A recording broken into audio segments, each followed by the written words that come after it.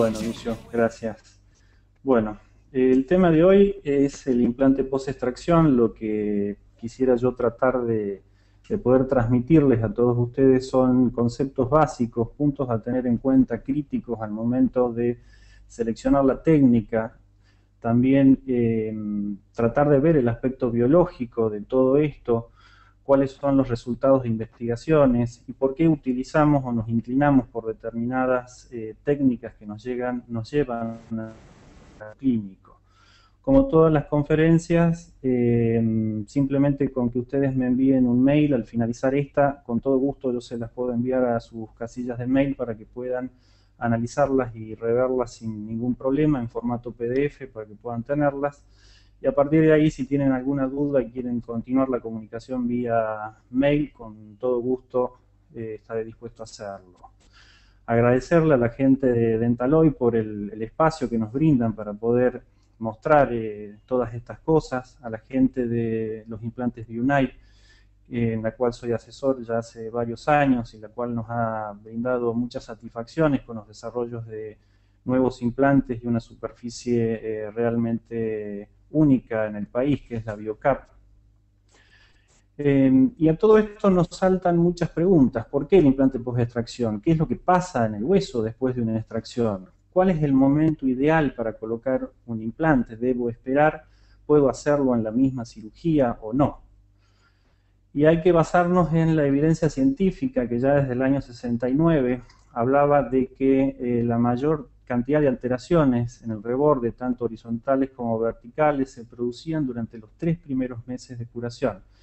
Jaskrop y colaboradores informan un estudio de curación ósea y cambios de contorno del tejido blando post-exodoncia, en donde el ancho de ese reborde se reabsorbe hasta un 50% durante los primeros 12 meses. 2/3 de esa reabsorción ocurre también en los primeros 3 meses de la extracción. Por lo tanto, acá empiezan a coincidir diversos autores en diversos estudios y en diversas fechas con los mismos resultados, es decir, una reabsorción muy marcada al cabo de los 3 primeros meses. Araujo y Linde, ya también en el 2005, realizan un estudio muy interesante, el estudio de curación de los sitios de extracción, que es totalmente atraumático, que lo hacen en perros, y posteriormente realizan biopsias al mes, a los 2, a los 4, perdón, al mes, a la semana, a las 2 semanas, 4 y 8 semanas para analizar qué es lo que se veía. ¿Qué es lo que informan?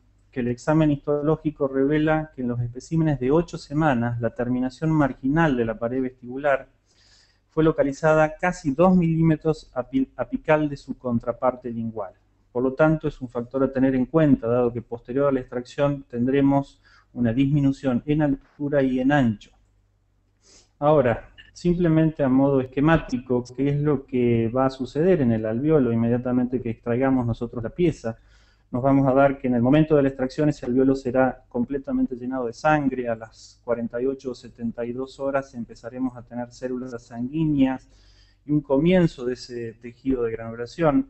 De ahí irá avanzando entre las 96 y las 6 semanas un recambio en dicho alveolo hasta tener en la 6ª semana ya un tejido conjuntivo, un cierre total de la herida, una formación de tejido óseo y la repitalización completa de la herida. Por lo tanto, es importante tener en cuenta este esquema, no puntualmente de memoria, sino para saber qué es lo que va sucediendo, es decir, si yo estoy entrando en un alveolo fresco o en un alveolo que ya tiene un principio de cicatrización. ¿Qué es lo que sucede con la tabla vestibular? Que es la gran pregunta de todo esto. La tabla ósea vestibular hay que saber que es extremadamente delgada, compuesta exclusivamente de un hueso cortical, es sumamente compacta. La vascularización depende de 2 puntos, de vasos que provienen del ligamento periodontal y del periósteo. Por lo tanto, esto es importante tenerlo en cuenta, dado que al momento de la extracción y la eliminación de ese ligamento se cortará la nutrición por parte de la zona del alveolo, y si nosotros elevamos un colgajo, sucederá lo mismo por la parte externa. La reabsorción de la tabla ósea vestibular es perdida en consecuencia, produciéndose una migración del epitelio de unión y su regeneración es parcial. Es posible preservar esta tabla siempre de manera parcial con una regeneración ósea inducida, y en casos donde la implantación inmediata sea sin colgajo. Hablamos mucho de lo que son las técnicas flapless, técnicas sin colgajo. Esto está en auge actualmente. Tratamos de inducir el menor daño posible en el tejido al momento de trabajar y operar, porque estamos tratando de evitar el colapso de esa nutrición de la zona donde nosotros vamos a implantar, ya sea el implante más el tejido de relleno y en algunos casos el tejido conjuntivo. Ahora, este es un trabajo que publica, y bien lo nombra Busser en sus disertaciones, donde hace un estudio con todo un método Combin, en el cual puede hacer cortes tipo tomográficos, donde puede analizar los espesores en las distintas áreas de la pieza. Y habla de la teoría del hueso fascicular o hueso compacto, donde dice que en la zona coronal es extremadamente delgado, de no menor en promedio a 1 milímetro, 0.8, que está íntimamente relacionada con la formación de ese hueso compacto, y que la nutrición depende de esos dos puntos o orígenes que anteriormente les mencionaba, que era el ligamento periodontal y la zona del tejido conectivo que es externa. Ahora, ¿qué sucede en el hueso después de la extracción? Es muy importante para la gente que se inicia en todo esto, en los procesos de colocación de implante. Posteriormente ya hablaremos en detalle de cuáles serían los puntos a tener en cuenta, cuál es la posición ideal y los reparos que hay que mantener presentes al momento de la colocación. Acá puede verse hacia la izquierda una imagen con BIM excelente, donde podemos ver lo delgado del espesor de las corticales, y en las subsiguientes fotografías donde se ve, una vez realizada la extracción, el tipo de pérdida que se empieza a observar en los mismos. Busser también propone este estudio realmente interesante, en el cual en situaciones prácticamente similares de las mismas piezas, en las cuales, por ejemplo, en el primer paciente, en el día 0, se realiza la extracción y colocación inmediata del implante, la integridad de lo que es la cortical vestibular y lo delgado que es la misma. A partir de ahí realizan lo mismo, una extracción de la pieza, dejan cicatrizar la herida 8 semanas y 16 semanas, y empiezan a ver cómo la tabla vestibular empieza a ser colapsada, no solo en sentido horizontal, sino en defectos verticales, lo cual conlleva a la necesidad imperiosa de poder regenerar los volúmenes externos para poder devolverles a la pieza el contorno original. Ahora, el implante post-extracción sugiere la premisa que podría evitar la remodelación de ese tejido óseo. Actualmente, basándonos en trabajos de Araujo y Linde, que hicieron experimentos en perros, demostraron que después de la exodoncia del hueso alveolar se pierde su función biológica, que es la de anclar las fibras de Sharpey, y por consiguiente se reabsorbe. El mismo grupo experimentó con la colocación de implantes inmediatos en las zonas de extracción para ver si se modificaba el comportamiento óseo descrito, observándose el mismo patrón de remodelado óseo, por lo cual los implantes post-extracción por sí solos no impiden esa remodelación ósea. Es decir, no hay que pensar de que por el solo hecho de colocar un implante post-extracción voy a evitar esa remodelación. Es un proceso biológico independiente que se va a dar, que si bien tendremos algunos mecanismos que ahora los voy a mostrar, con los cuales nosotros podemos mejorar el resultado, pero la remodelación básicamente se va a dar en esa pared vestibular. En todos estos trabajos, si bien no se usaron las técnicas de regenerativas simultáneas, siempre se realizó un colgajo para poder hacer la apertura. Esto se cree que podría influir en el patrón de remodelado óseo. Por lo tanto, el punto de irrigación que hablábamos anteriormente estará estrechamente ligado a esa reabsorción vestibular. Por tal motivo, en todos los casos que sea posible, se aconseja no elevar colgajo y colocar, independientemente de la distancia del defecto o gap entre el implante y pared vestibular, injerto óseo para minimizar las complicaciones. Anteriormente se creía que el espacio era completado exclusivamente por un coágulo de sangre, el cual después se organizaría y se formaría hueso.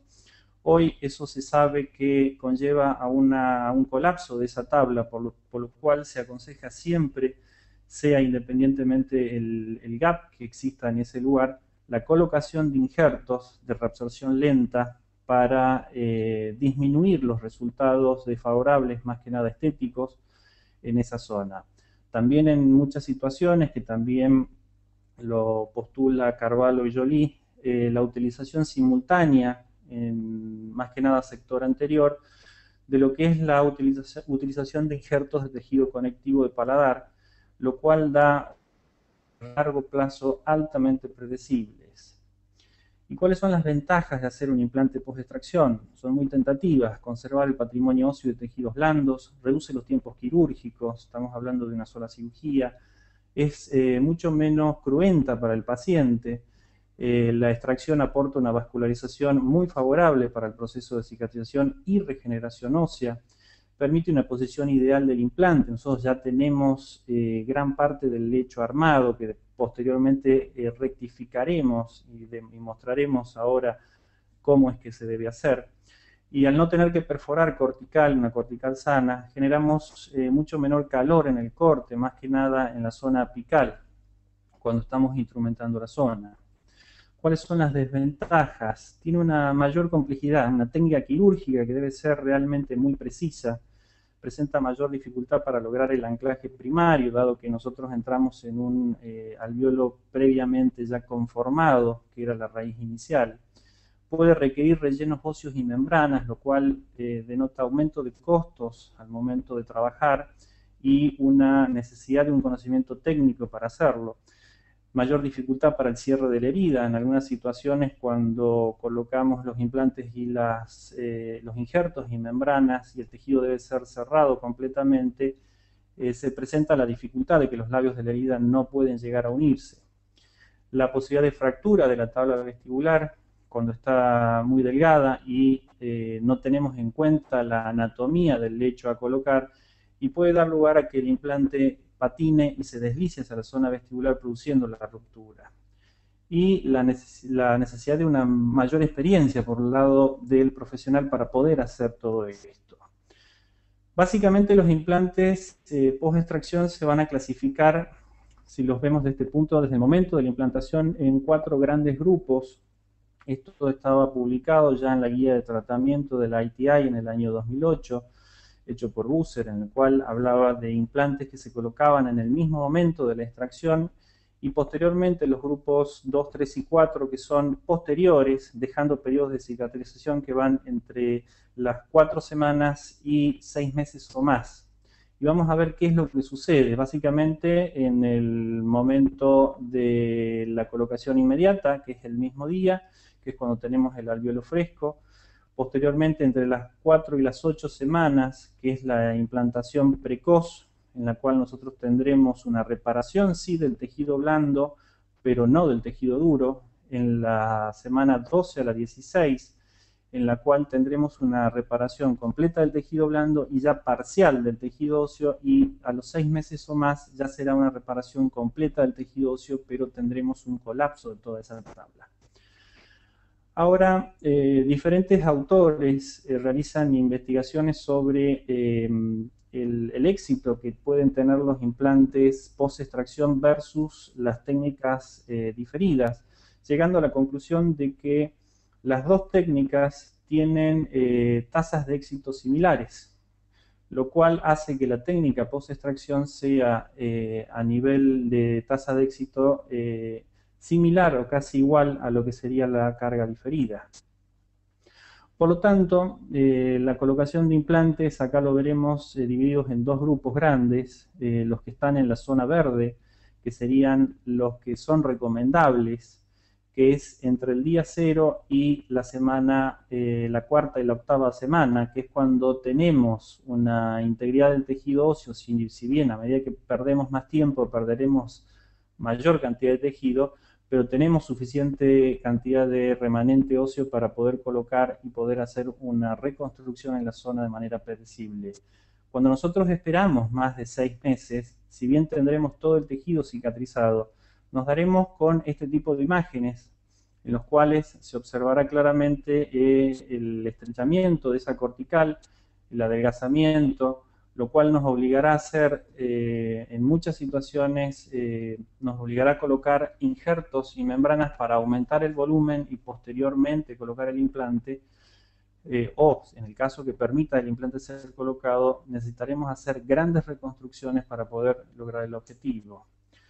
Por lo tanto, la implantación inmediata del tipo 1, que es la técnica que básicamente necesitamos conocerla, que está más al alcance nuestro y en la consulta cotidiana, tenemos que saber que las causas que nosotros tenemos para poder llegar a este tipo de implantación pueden ser múltiples, como pueden ser grandes caries y destrucción de las piezas, enfermedad periodontal, traumatismos, fracturas de esas raíces, generalmente por pernos voluminosos, reabsorciones, risólisis en las raíces, patologías periapicales cuando hay fracasos endodónticos y no existe otra alternativa, y en otras situaciones la anquilosis. Ahora, es muy importante conocer que para poder hacer la técnica de un implante post-extracción hay que conocer las técnicas para poder extraer esa raíz con el mínimo trauma posible. Por lo tanto, tenemos diferentes circunstancias. Una es la técnica más comúnmente usada, que es la utilización de forceps o pinzas, en las cuales se preconiza de que deberían ser elementos que tengan puntas activas muy delicadas. En el mercado nacional realmente es complicado encontrar este tipo de pinzas, por lo cual se sugiere la utilización de forceps para odontopediatría, que son más delicados, más pequeñas las puntas y nos permitirán generar el menor trauma posible. La técnica consiste en colocar ligeramente subgingival las puntas sin tocar la tabla de hueso alveolar, realizar un apoyo bidigital en caras vestibulares y palatinas y pequeños movimientos de rotación y luxación si es que estos son necesarios.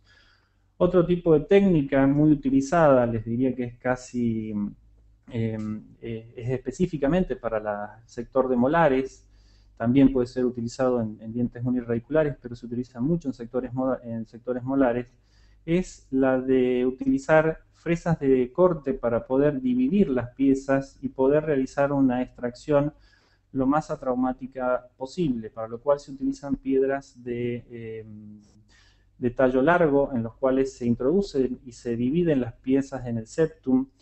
Posteriormente se utilizan o se aplican elevadores para completar la exodoncia. En el caso de que sean dientes anteriores o unirradiculares, también la técnica es factible de utilizar, siempre haciéndolo en sentido vestíbulo palatino, no mesiodistal, por el riesgo que hay de dañar esa tabla vestibular. Otro elemento que tenemos para la realización de los implantes post-extracción es la utilización de los periotótomos, que son instrumentos sumamente delgados en su punta activa. Básicamente lo que intenta este instrumento es cortar el ligamento periodontal, el cual debe ser utilizado, como se muestra en la imagen acá abajo, en las zonas palatinas o linguales y las interproximales. Se realizan movimientos en los cuales se introduce el instrumento y se van haciendo movimientos de corte sin generar movimientos de palanca, dado que puede producir la fractura del instrumento en la zona o la deformación de la punta. Posteriormente, a la luxación de la pieza se pueden utilizar pinzas para retirar el resto radicular. Si bien es un procedimiento sumamente lento y arduo en algunas situaciones, es una de las técnicas que mejor conservan la tabla porque no involucran el apoyo directo de instrumentos con demasiada tensión sobre las caras proximales. También otro tipo de puntas que está reservado para los aparatos piezoeléctricos trabajarían de la misma manera, sin generar ningún tipo de calor. Son instrumentos que trabajan por vibración y una alta irrigación en la zona y buscan el mismo objetivo, de romper el ligamento periodontal para poder producir la abulsión de la pieza con mayor facilidad. Otra técnica es la utilización de limas de endodoncia, que está restringido básicamente a dientes que estén con fracturas en la parte apical, en la cual se retira la porción coronal de la pieza, se introduce la lima dentro del conducto lo más apicalmente posible y se trata de generar un movimiento de abulsión de la pieza. En algunas situaciones, estas limas, cuando logran ser trabadas en el conducto radicular, pueden ser ayudadas con una pinza para potenciar la fuerza de abulsión, siempre en el sentido, en el eje que posee la pieza. Otro instrumento muy interesante, que es un extractor de raíces, que es un aparato mecánico, que se basa en el principio de tracción vertical. Es el extractor tipo Benex, es un extractor alemán, este es el original. Existen en el país una casa dental brasilera que logró hacer una imitación de este aparato que no es tan costosa. Es un instrumento realmente muy útil que tiene una serie de fresas que están ubicadas en la misma caja, unos aditamentos que van a ir colocados dentro del conducto radicular una vez hecha la desobturación del conducto para darle lugar, generar una traba y a través del mismo aparato, una vez colocado, se inserta un lazo de acero, el cual, generando movimientos de rotación en esta parte posterior del instrumento, generará un movimiento de tracción hacia atrás y una abulsión de la pieza completamente atraumática. Para poder entenderlo, cómo se utiliza este sistema, el sistema original viene con una cubeta, la cual nosotros llenaremos con silicona, se tomará una especie de impresión, en realidad lo que se hace es tratar de copiar las piezas vecinas para poder tener el mejor apoyo y no generar sobrecarga de puntos de apoyo en determinadas piezas. De esta manera se logra una homogeneidad de la presión. Una vez colocada la cubeta, esto va obviamente la parte abierta en la zona de la pieza a extraer, se recorta la zona para dejar lugar a que puedan entrar los instrumentos, se observa que pueda quedar libre el paso. Acá se observa perfectamente cómo tanto por la cara oclusal como por vestibular hay acceso visual para que pueda descender el instrumento, colocarse dentro de la raíz, ser traccionado por ese cable. Una vez que tenemos eso, con un sistema de fresas que trae la misma caja, se produce la desobturación, lo más apical que se pueda. Se introduce con una llave especial.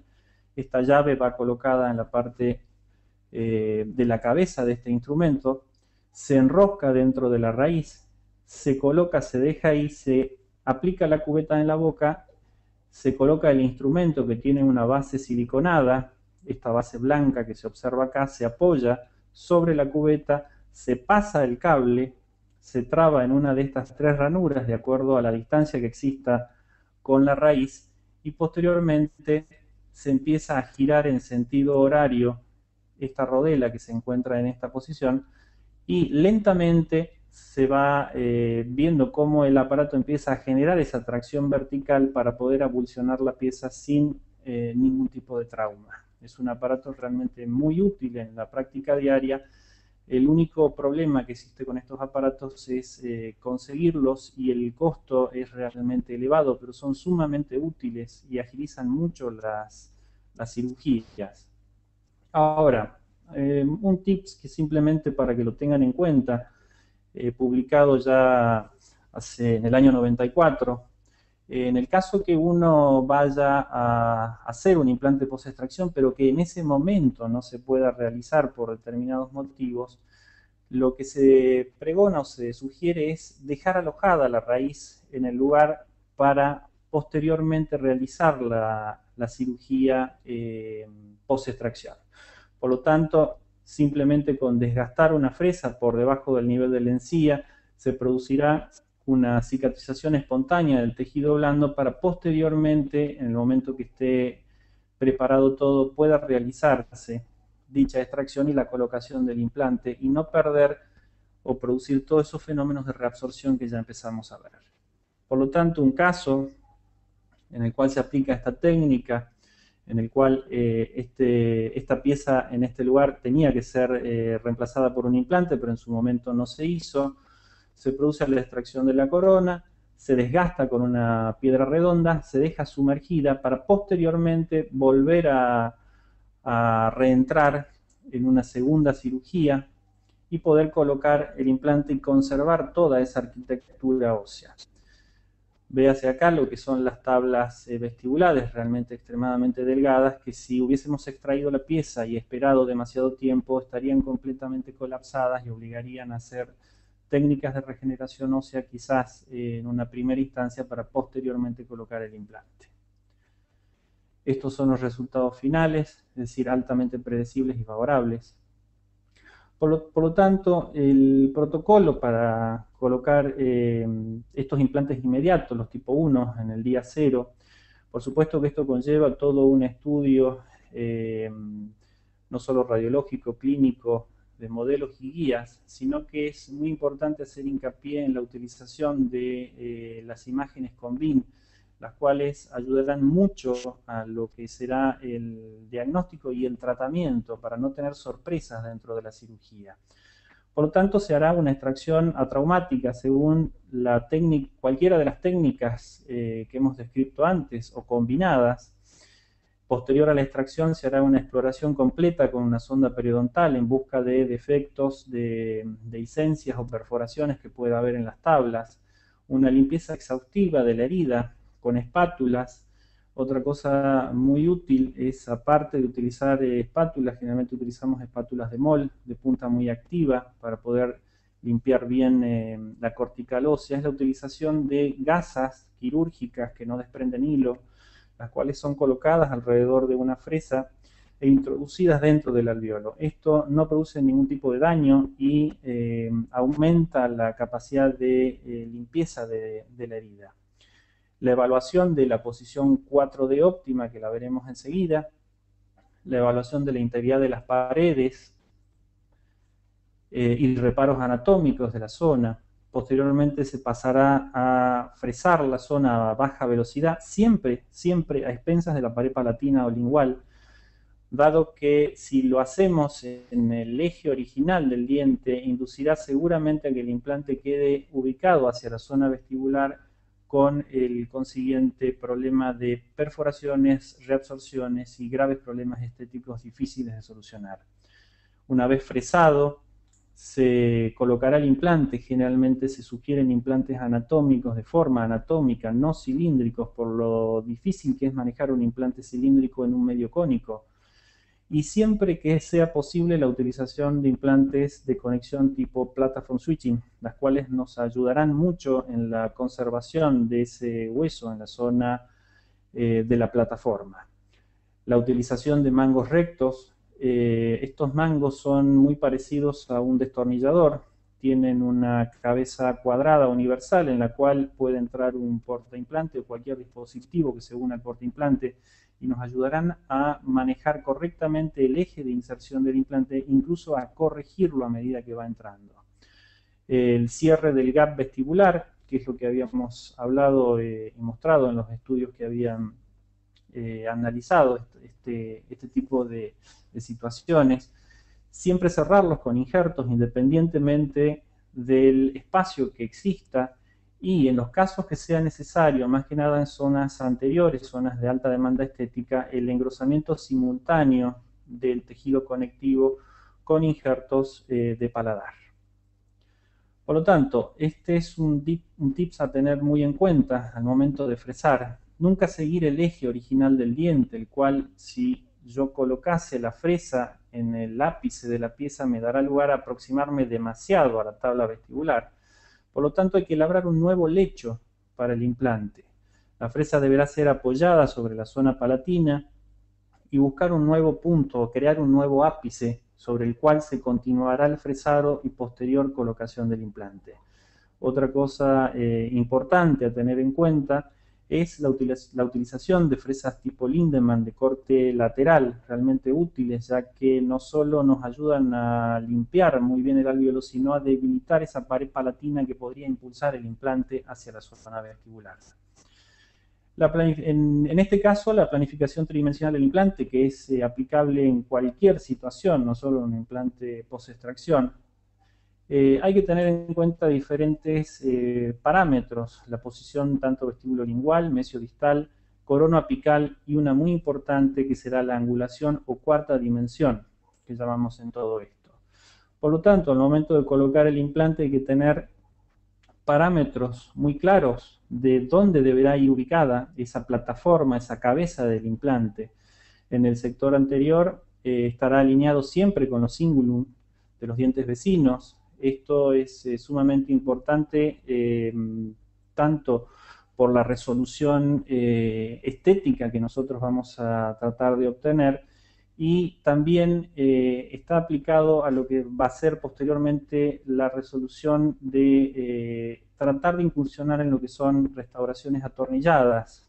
Es una falla muy frecuente de determinadas circunstancias. Los tornillos de fijación de las coronas se aflojan y en cuanto no tenemos una corona atornillada debemos destruir la corona para poder volver a asegurar ese ajuste. De esta manera es muy sencillo, ya que se hace una perforación palatina, esto queda un pequeño orificio por acá y simplemente abriendo ese orificio, reajustando, utilizando la misma corona sin dañar absolutamente nada. En el sector posterior estará alineado siempre que se pueda con los surcos centrales.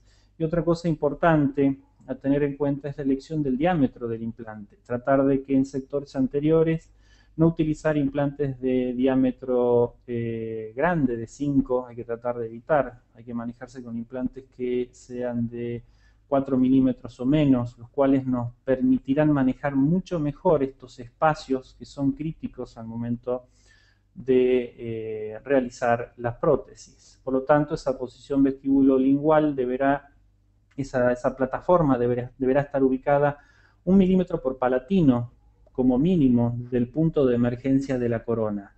Lo ideal serían 3 milímetros para poder lograr ese perfil de emergencia de manera correcta.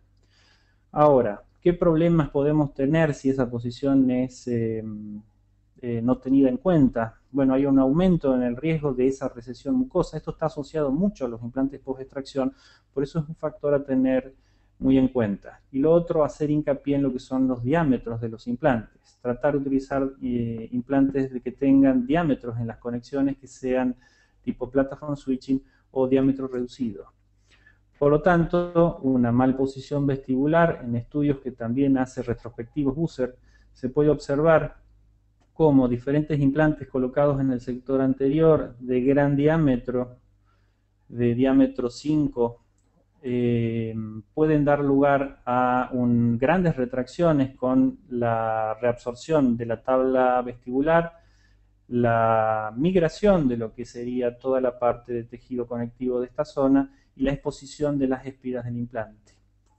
Ahora, ¿qué hacemos en estos casos? Realmente este es simplemente una mención, dado que sería para hablar un capítulo completo de esto, que es algo que está viniendo en este momento, que es cuando los implantes están mal colocados, realmente es muy difícil de poder resolver los casos y que estos queden de manera correcta, lo cual nos obligará a nosotros a entrar en un capítulo de la implantología que es la extracción de implantes por mala ubicación. Por lo tanto, es muy importante tener en claro a dónde irá colocado ese implante y tener todos estos parámetros presentes al momento de hacerlo. En el caso de lo que sería la posición mesiodistal, se sugiere en el caso que uno tenga diente vecino al implante una distancia mínima de entre 1,5 y 2 milímetros. Esto es muy importante por el tema de la irrigación y formación de la papila interdental. Simplemente mencionar esto, un estudio de Tarnow en el cual estudia la posibilidad de formación de esa papila, en el cual él habla que si la distancia del punto de contacto a la altura de la cresta ósea es menor a 5 milímetros, tendremos un 100% de formación de papila. En el caso de que la distancia vaya de 5 a 6 o más, ya empezará a disminuir la posibilidad de completar esa papila en ese lugar. Esta es otra tabla de expresividad de papilas de Salama, simplemente mencionarla para que la tengan en cuenta. La posición mesiodistal, ahora en el caso de que nosotros vayamos a trabajar implante contra implante, implante vecino, esa distancia debería ser un poco mayor. Se habla de 3 milímetros como mínimo. Esto es vital para poder mantener la nutrición de ese hueso, dado que si nosotros colocamos implantes demasiado próximos entre sí, menores a 3 milímetros, se producirá una reabsorción de esta cresta ósea con el consiguiente formación de triángulos negros. Por lo tanto, recomendaciones para evitar estos problemas siempre es medir el tamaño de ese espacio mesiodistal, seleccionar un implante de diámetro adecuado de la plataforma, evitar esas plataformas grandes en zonas estéticas, respetar esa distancia mínima entre implante-diente o implante-implante y realizar la cirugía lo más precisa que se pueda. En esta tabla, que también la estipula Busser, se puede ver la distancia que puede haber en el hueco mesiodistal y la sugerencia de él qué tipo de plataforma utilizar de acuerdo al diámetro. Actualmente se estipula que en el sector anterior deberíamos trabajar con implantes de plataforma 4. Ahora la posición coronoapical, es decir, cuán profundo yo coloco el implante al momento de mi cirugía. Es decir, esta estará dada por la profundidad del surco promedio que se forma en un implante. Es decir, ¿qué es lo que sucede si el implante en una zooestética se coloca por debajo de este margen? Tendremos un menor espacio, por lo tanto, para lograr la transición del perfil de emergencia, con el consiguiente problema estético, es decir, tendremos la posibilidad, la mala suerte de que en esta situación parte de esa plataforma del implante quede visible por no haber sido colocado a la distancia adecuada, es decir, en estos casos se habla de 3 milímetros apicales a lo que sería el límite amelocementario. Por el contrario, si nosotros introducimos demasiado un implante mayor a esa distancia, tendremos, si bien un perfil de emergencia que puede ser más trabajado en esa situación, pero dará la formación de un surco en el cual pueden colonizar bacterias y producir una retracción en la zona con pérdida tanto de tejido óseo como de tejido blando y formación de esos triángulos negros. Otro estudio de Busser donde analiza los mismos casos clínicos en los cuales se puede ver la malposición de los implantes en el sentido ápico-coronal. Por último, la angulación, que es lo que nosotros llamamos la cuarta dimensión. Esto es sumamente importante porque pueden estar correctas las otras tres posiciones, pero no haberse tenido en cuenta la angulación y esto dará a graves problemas posteriores a la instalación. En este caso se examinan dos tipos de angulaciones, tanto la mesiodistal como la vestíbulo-palatina. Esta es una imagen en la cual nosotros, si tuviésemos el implante colocado a 0 grados, ¿qué es lo que nosotros veríamos de esta plataforma? A medida que el implante empieza a ser inclinado hacia la zona vestibular, cómo la conexión empieza a aflorar hacia ese lugar, hasta que en casos de exagerados de 35 grados, el tornillo prácticamente quedaría saliendo por esa cara vestibular. Por lo tanto, un dibujo esquemático para que puedan tener en cuenta de lo que es esa posición, tanto mesiodistal como lo que es la vestíbulo-palatina, sería esto que ustedes están viendo acá. A medida que el implante es, la zona de su ápice es llevado más hacia la zona palatina, nosotros tendremos por consiguiente la salida del tornillo ubicada mucho más hacia la cara vestibular. Y en el caso mesiodistal, tener en cuenta lo que son las posiciones de los reparos anatómicos y de lo que son las piezas vecinas.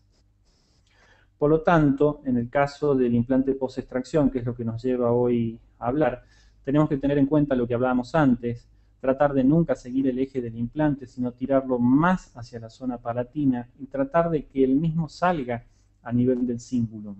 Si nosotros colocamos el implante en las otras tres posiciones de manera correcta, pero la inclinamos demasiado, empezaremos a tener problemas dado que los tornillos y las conexiones empezarán a salir hacia la zona vestibular y nos obligarán a utilizar distintos aditamentos protésicos para salvar este problema de malposición. Por lo tanto, un resumen de lo que debería ser la posición ideal del implante. Vestíbulo lingual, un mínimo hablábamos de 1 milímetro, ideal serían 3 de esa emergencia de la corona. Mesio distal, tenerlo en cuenta si hay un diente vecino de 1,5 a 2 milímetros, si es vecino a un implante 3 por el tema de la irrigación. Y la corona y la posición corona apical 3 milímetros de ese límite amelodentinario. Por lo tanto, como regla mnemotécnica podemos hablar que es 3 por 3 por 3 en las distintas posiciones. Ahora, ¿qué relación existe entre la posición de ese implante y la estabilidad de los tejidos? Esto es muy importante tenerlo en cuenta en zonas estéticas, en el implante post-extracción, dado que nosotros podemos darnos con diferentes situaciones. Por ejemplo, acá arriba a la izquierda, en el caso que el implante es colocado siguiendo el alvéolo, limita mucho el espacio en la zona vestibular y aumenta el riesgo de problemas estéticos. Recuerden que esta reabsorción de la tabla vestibular es un fenómeno biológico que va a suceder. Por lo tanto, deberíamos nosotros tratar de colocar el implante más hacia la zona palatina. Ahora, cuando el implante está en posición correcta y no se rellena el espacio, ocurre ese remodelado natural del alvéolo acompañado de pérdida de volumen de tejido. Por lo tanto, podemos colocar bien el implante, pero a la larga nos daremos con estas situaciones: reabsorción de la pared vestibular y posibles retracciones. Ahora, cuando se rellena ese espacio con materiales lentamente reabsorbibles, que es lo que pregonamos, el remodelado también ocurre. No obstante, el contorno del reborde se preserva parcialmente. Ahora, cuando se da la misma situación en la cual nosotros regeneramos ese gap que existe entre el implante y la cortical vestibular y aparte agregamos un injerto de tejido conjuntivo, es muy probable que nosotros tengamos a largo plazo los tejidos estabilizados sin problemas de retracción. Por lo tanto, es muy importante esta imagen que ustedes ven acá, dado que nosotros actualmente estamos inclinados en esta situación en la cual el implante es colocado, es rellenado el gap que se encuentra en ese lugar y en determinadas circunstancias, que posteriormente mostraré un caso clínico, la utilización de estos injertos son realmente útiles y altamente predecibles. El único problema de esto es que denota de un gran entrenamiento para poder hacerlo, porque son injertos que se extraen de la zona de paladar. Rápidamente, para seguir mencionándolos, teníamos los implantes que se colocaban en una situación precoz, en la cual teníamos una reparación del tejido blando entre la cuarta semana y la octava semana, que son los tipo 2. ¿Cómo es el procedimiento en este caso? Se realiza la extracción de la pieza dentaria con sumo cuidado, con todas las técnicas mencionadas, sin elevar el colgajo. Se hace una degranulación del alvéolo, se aplican tapones de colágeno para estabilizarlo al coágulo. La utilización de injertos de tejido blando con técnica de perforación se utiliza muy poco, es decir, la utilización de punch de tejido conectivo sacados ya sea de la zona del torum o de la parte palatina y suturados en el lugar realmente se utiliza muy poco. Se dejan de 4 a 8 semanas para volver a hacer una reentrada y colocar el implante. ¿Cuál es el objetivo de esto? Obtener una mucosa intacta, aumentar el ancho de esa mucosa queratinizada, se habla de 3 a 4 milímetros, y en casos que existan infecciones o fístulas, estas se borrarán en ese lapso de tiempo. Pero tenemos esto: al cabo de 4 a 8 semanas nosotros ya nos encontraremos con este tipo de reabsorción en la pared vestibular y deberemos empezar a ver si esto debe ser compensado con tejido conectivo o no. Si nosotros hiciéramos una reentrada entre la cuarta y octava semana, nos daremos con una situación similar a esta, una pared vestibular que ya estará colapsada. El implante debe ser colocado en la zona anteriormente dicha, es una posición protésica no negociable. Ese espacio vacío deberá ser rellenado con injerto osteogénico y posteriormente cerrado. Este gráfico que ustedes observan acá muestra cómo debería ser hecha esa remodelación en el caso de colocar el implante y hacer ese aumento de tejido óseo simultáneo. Busser ya lo pregonizaba en el año 2008, en el cual si el implante tenía un buen anclaje primario, estaba colocado y teníamos un defecto óseo en la pared vestibular, y pregonizaba de que debería ser hecho por capas, una técnica tipo sándwich, tratar de colocar hueso autólogo, chip de hueso autólogo, que podemos utilizarlo. Existen unos raspadores óseos que son excelentes para este tipo de situación, en el cual se recolectan ese hueso autólogo, se deposita en contacto con el implante. Por fuera de este injerto autólogo se coloca hidroxiapatita o injertos de reabsorción lenta en toda la parte vestibular, y esto debe ser cubierto por una membrana colágena reabsorbible y producir el cierre primario de tejido. Si no se produce el cierre primario de tejido, todo lo anteriormente será perdido porque será contaminado por el medio bucal. Hablando rápidamente de incisiones, en los casos que hacemos reaperturas tardías, podemos tener incisiones que preservan la papila, incisiones que comprometen y toman la papila y liberan por fuera de los dientes vecinos, o incisiones más largas en las cuales nos mostraron un campo quirúrgico más amplio. Y otro tipo de incisión que es más corta, que toma diente vecino y hace una pequeña liberadora hacia uno de los lados. Simplemente para saberlo, las ventajas y desventajas de las dos técnicas más utilizadas. La primera, que es de una solapa ancha, que tiene una muy buena vascularización porque el colgajo es grande, tiene un buen cierre, dado que el tejido puede ser rebatido con facilidad. La desventaja, la potencialidad de formar cicatrices en las liberadoras, y la ligera disminución de las papilas. La segunda, que es la que no compromete las papilas, tiene la ventaja, bueno, primero que no se las toca, y la desventaja que son colgajos muy pequeños, con una vascularización reducida. Aumento y cierre del colgajo es realmente difícil, hay que trabajar mucho en la parte profunda de los colgajos, en la parte alta, para lograr el desprendimiento, y pueden quedar líneas de cicatrización. Busser hace un estudio de todo eso, y se puede observar que en el caso que nosotros hacemos incisiones de solapa ancha, la pérdida promedio de lo que es la papila es de 0,79 milímetros. Perdón, la pérdida ósea es de 0,79 milímetros. Y en el caso de que uno utilice una técnica para conservar la papila, que es la de la izquierda, la pérdida ósea es de 0,29, es decir, es mucho más conservadora la que se utiliza en las situaciones que no se tocan las papilas. Estos son simplemente estudios en los cuales se analizan qué es lo que sucede con los implantes colocados en zona estética. Se utilizan coronas atornilladas, y acá lo que se trata de buscar es saber el éxito que podían tener estos con respecto a infecciones o a recesiones significativas en esta zona, llegándose a la conclusión de que en ninguno de estos casos había infecciones y las retracciones eran realmente muy pocas. Otro tipo de estudio retrospectivo en el cual se analizaban 20 pacientes y se utilizaba la técnica de colocación de implante temprano, en el cual se utilizaba una sola cirugía, se hacía una extracción sin colgajo, se dejaba de 6 a 8 semanas, se colocaba el implante a nivel óseo, se hacía una regeneración simultánea, cierre de la herida, se daban de 8 a 2 semanas de curación y después se hacía una reapertura para la restauración provisoria. Y esto es lo que observaban: implantes tipo platform switching colocados, en los cuales las pérdidas que se podían observar, las pérdidas óseas, eran realmente muy bajas.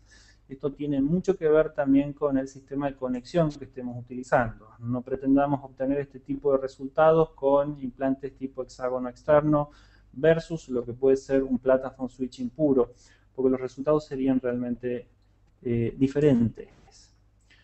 Ahora, la implantación precoz, el tipo 3, en el cual tenemos una reparación ósea parcial que se da entre la semana 12 y la 16, estará indicado cuando, en el caso donde tenemos lesiones de hueso que no nos permitan una estabilidad primaria del implante, como pueden ser grandes patologías, o en sitios donde se prefiera aplanar ese reborde posterior a la extracción, generalmente en los primeros molares, se esperan 4 meses y se evita la colocación de injertos para bajar los costos y no tener que colocar injertos ni membranas en la zona. Por lo tanto, acá se puede ver una situación en un molar en la cual se hace la extracción atraumática, sección de las raíces, de extracción se deja el tejido y a los 4 meses se coloca el implante. Por último, el tipo 4 que se da a los 6 meses o más, ¿qué tipo de indicación tiene? En los sitios con altura ósea reducida debido a elevaciones de piso de seno, en caso de grandes quistes o lesiones que hay que dejar que estos cicatricen, en pacientes adolescentes jóvenes para colocar implantes menores a 18 años, y en pacientes que no están disponibles para la terapia del implante por diversas razones, como puede ser el embarazo o situaciones financieras. Por lo tanto, cuando nosotros colocamos el implante, los periodos de cicatrización, ¿con qué nos encontramos en un implante post-extracción hasta la 6ª semana? Generalmente los defectos serán muy pocos. En el caso que entremos a partir de la 8ª semana, ya se empezarán a ver pérdidas de 2 milímetros. En los casos que entremos en la semana 10, eso ya será de 3 a 5 milímetros. Empieza a haber pérdidas en forma de B o de U. En el caso que entremos después de la semana 12, ya las pérdidas serán de 6 o más milímetros, lo cual nos obligará a hacer técnicas complementarias de regeneración en esta zona. Para mostrarles simplemente, y ya ir terminando, 2 casos clínicos en los cuales se realiza una cirugía de implante post-extracción inmediata. Este era un lateral, el cual presentaba una fractura.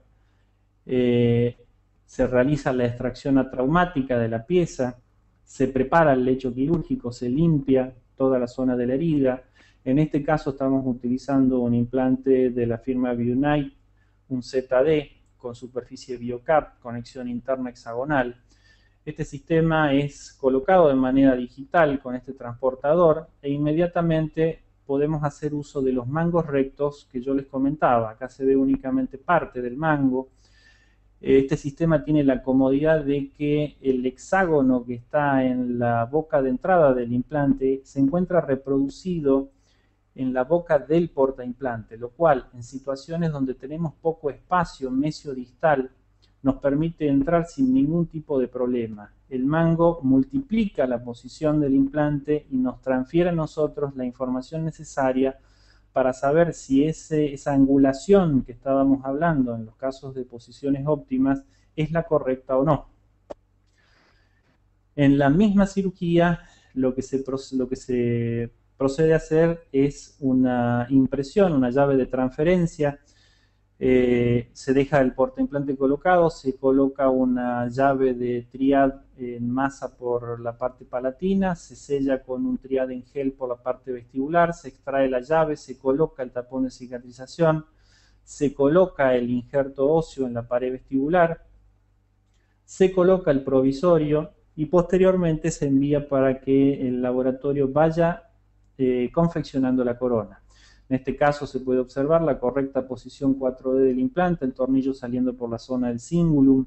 Y esto es lo que yo les decía, tratar de que si uno realiza estos protocolos de manera consciente, nos permite a nosotros generar coronas atornilladas, lo cual nos permite cementarlas en el modelo y posteriormente de que estén cementadas, llevarlas a la boca y atornillarlas. Y ante cualquier inconveniente poder ser retraídas.